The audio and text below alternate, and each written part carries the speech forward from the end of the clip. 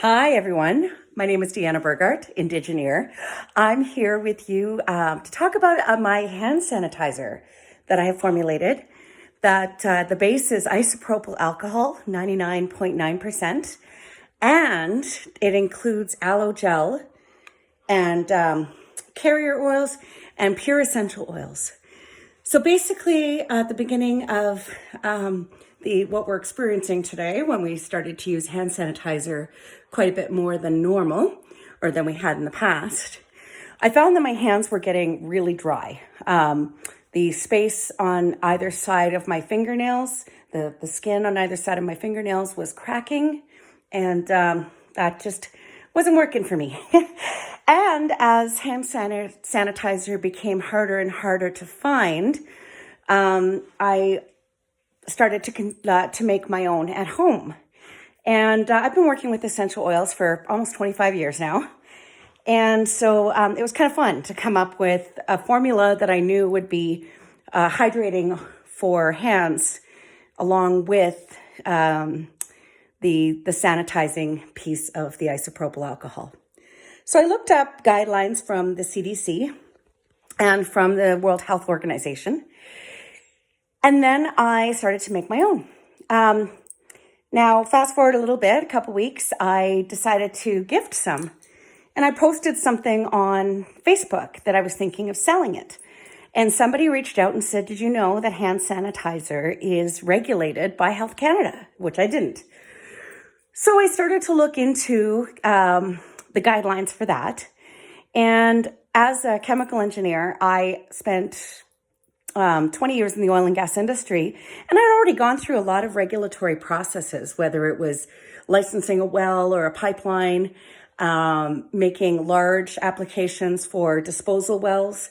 And so I'd already been familiar with the regulatory permitting type process.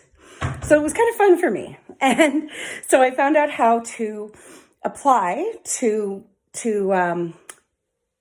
mix hand sanitizer for sale or for donation. And went through the process with the formula that I finally came up with from various experiments and whatnot, and was approved.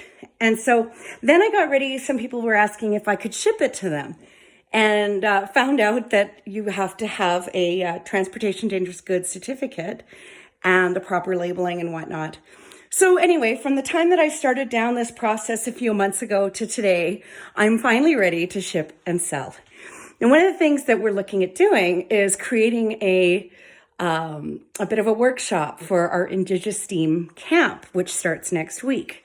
So I thought I'd come and share the story and share a little bit of few little things with you, almost as a practice run, because I've never had like a video blog or anything like that. But yeah, so here we are. I'm about to make a batch of hand sanitizer. And so I might stop this video and start again for video size, to switch back and forth from the selfie view and then flipping it around. I don't think I can do that while the video's going. But I would like to start off with this. So one of the things that I've always dreamed of having is basically lab equipment in my own home. Before I get started in making the hand sanitizer, I'm going to put on my lab coat. You'll see right now I'm wearing my safety glasses. And so in the past few months, I've acquired these beautiful graduated cylinders. These lovely large plastic graduated cylinders. Beakers. And I even got myself a magnetic stir plate. So I'll show you that later on. It's really cool. So where was I? Right. So this is a hydrometer. Basically, this measures the level of alcohol in a solution. And because the percentage of alcohol is regulated by Health Canada, the CDC, and the World Health Organization, it has to be, in order to be effective as a hand sanitizer, at least 70% alcohol. So I buy isopropyl alcohol that is 99.8% to allow me room to add things like aloe gel, oils, essential oils, witch hazel, and sweetgrass hydrosol. And so we're going to test this. I have a ISO certificate in quality management systems auditing. And so part of that is to ensure that all the products I use it meets quality management principles. So first, what I did when I got this new batch of isopropyl alcohol was I looked at the bottle, and you'll see here it's toxic and flammable.